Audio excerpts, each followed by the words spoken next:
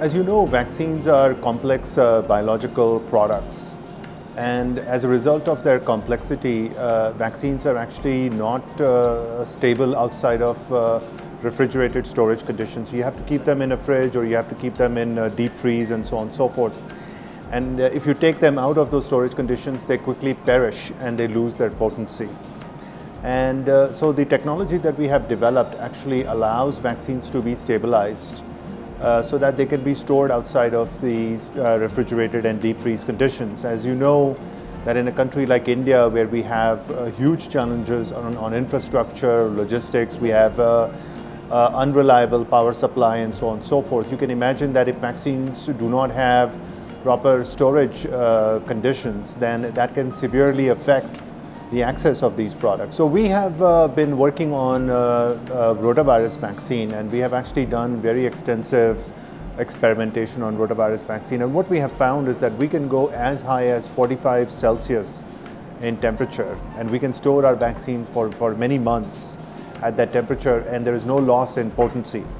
And that is a result of this unique formulation that we have developed for this vaccine. This work was done actually at Hilleman labs in India, and we invented the formulation, and we also developed the underlying technology for this vaccine. And the nice thing is that this underlying technology can actually be applied to other vaccines also. It was actually, it took us about approximately 2 years, 2 to 3 years to actually do this. It required some very extensive experimentation. So we tested through hundreds of formulations before we found the one that had the properties that I described.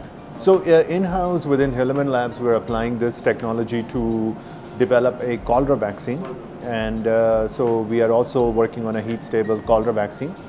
But we recently announced actually during the World Immunization Week that we would be very open to collaborating with other companies who might be working on measles vaccines or rabies vaccine or influenza vaccine or even polio vaccine. We really see three challenges. I think the first challenge is that anything innovative that we do, for example, we take an existing vaccine and we heat stabilize it.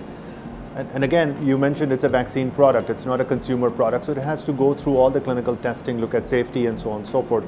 So one challenge is that the regulatory guidelines in many cases are not in place for something new and innovative. So we have to work very closely with the regulators to make sure that those guidelines are in place. That's one challenge. The second challenge is really the scale up. As you rightly pointed out, there are many inventions that look fantastic in the lab. But the moment you ask, how can these be industrialized? How can we make this in a factory at 100 million doses, right? And how can we still keep the process affordable and simple? That's right. And that is not always possible. The third challenge is that innovation and cost are actually opposing forces. So when you innovate something, the cost goes up.